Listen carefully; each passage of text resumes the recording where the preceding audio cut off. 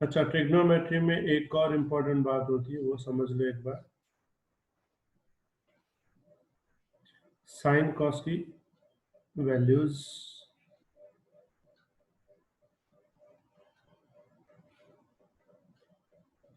ये होता है 0 डिग्री, ये होता है 90 मतलब π/2, ये होता है 180 पाई, 270 3π/2, और यहाँ पे होता है 360 अगेन, इसको 2π बोलते हैं। ठीक है, इसमें कॉस की वैल्यू मैं यहाँ पे जब भी लिखूंगा पहले लिखूंगा कॉस की वैल्यू, फिर लिखूंगा साइन की वैल्यू। यहाँ होता है, इसको लिखते हैं 1,0, मतलब 1 जो है वो किसकी वैल्यू है, कॉस की। मतलब कॉस 0 डिग्री पे 1 होता है, साइन 0 डिग्री पे 0 होता है। ठीक है, यहाँ हो जाता है 0,1। 0,1 मतलब क्या होता है, कॉस 90 0 होता है, साइन 91 होता है। समझ में आई बात? क्लियर?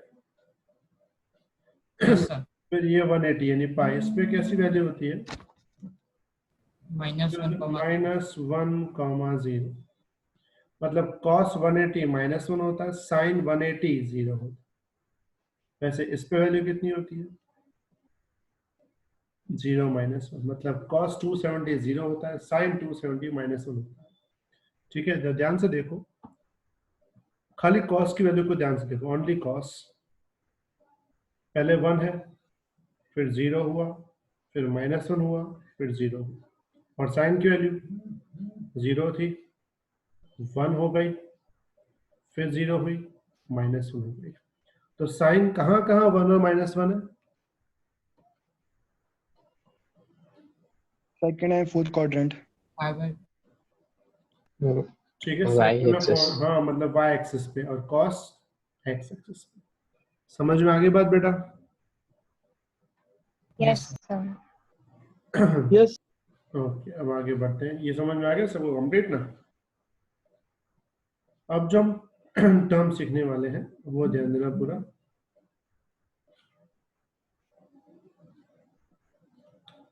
हम बोलते हैं उसको component of vectors with respect to angle.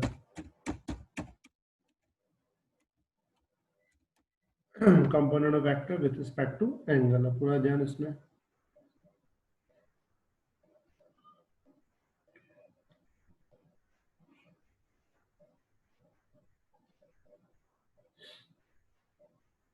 ये है x एक्सिस, ये है y एक्सिस। ठीक है, और समझो ये हमने लिया एक वेक्टर, एक वेक्टर है a, जिसका यहाँ पे एंगल है थीटा। ठीक है, तो पूरा ध्यान।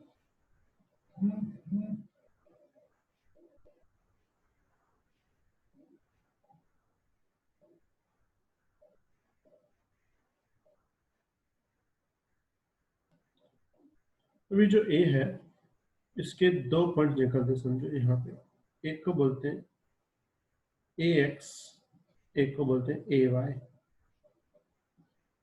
मतलब a का x एक्सिस में जो कंपोनेंट होता है ये वाला, इसको बोलते हैं ax, और जो y वाली वैल्यू होती है उसको बोलते हैं ay।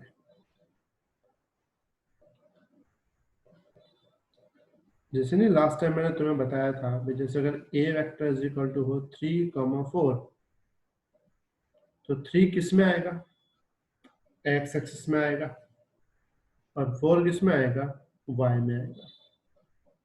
Got it? तो 3 को बोलेंगे ax, y 4 को बोलेंगे ay। समझ में आई बेटा यहाँ तक बात? Yes sir. अब ये कौन सा ट्राइंगल बनाया मैंने, दिख रहा है? Right angle.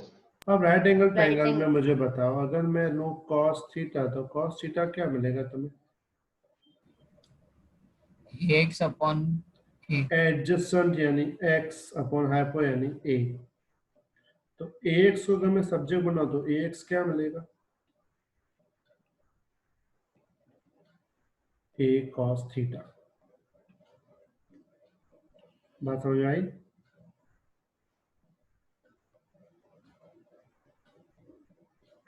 तो ax क्या मिलेगा? a into cos theta.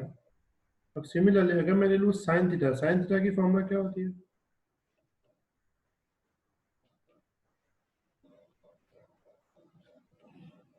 ay upon a। Got it? तो मुझे बताओ ay कितना है? Sin theta into A. a sine theta. तो ये हो गया तुम्हारा y कंपोनेंट। तो उस हिसाब से जो अपने पास a वेक्टर था, a वेक्टर उसके दो कंपोनेंट थे, ax कॉमा ay।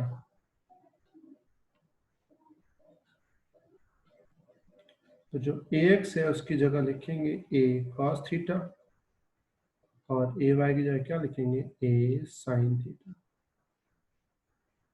मतलब वेक्टर के कितने कंपोनेंट होंगे? दो, एक a cos थीटा, दूसरा कौन सा होगा? a sin theta.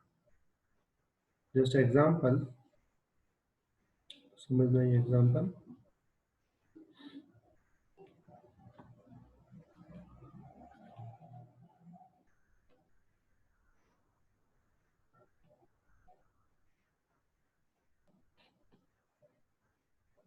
यहाँ पे समझो एक वेक्टर ले रहा हूं मैं,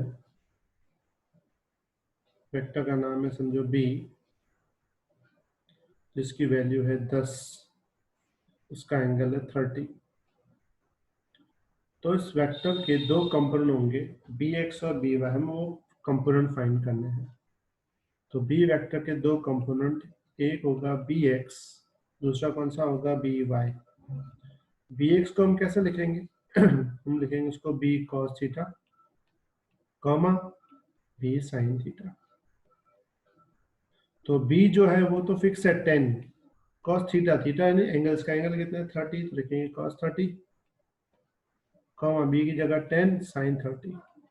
बता सकते हो cos 30 क्या होगा? Under root 3 upon 2. तो 10 इंटू रूट 3 अपॉन 2, तो लिख सकते हैं 5 रूट 3। और साइन 30 की वैल्यू क्या होगी? 1/2. 1 तो upon 2. 10 इंटू 1/2। 5. तो b के कंपोनेंट बन गए दो, कौन से? एक बन गया 5 रूट 3, दूसरा बन गया 5। 5 रूट 3 एक्स कंपोनेंट है, 5 वाई कंपोनेंट है। समझ में आई बात? मतलब किसी भी वेक्टर का अगर एंगल पे डिपेंड कंपोनेंट फाइंड करना हो तो उसके दो कंपोनेंट बनते हैं, एक x कंपोनेंट, एक y कंपोनेंट। x कैसे फाइंड करते हैं? Value into cos theta. y कैसे फाइंड करते हैं? Value into sin theta. चलो एक काम करिए, फटाफट लिख लो, फिर मैं तुम्हें दो कंपोनेंट देता हूँ, उसको फाइंड करके दिखाओ फास्ट। लिख लो पहले। सर 5√3 कैसे आया? 10 की वैल्यू 10 लिखेंगे, रूट 3 cos 30 रूट 3/2 होता है,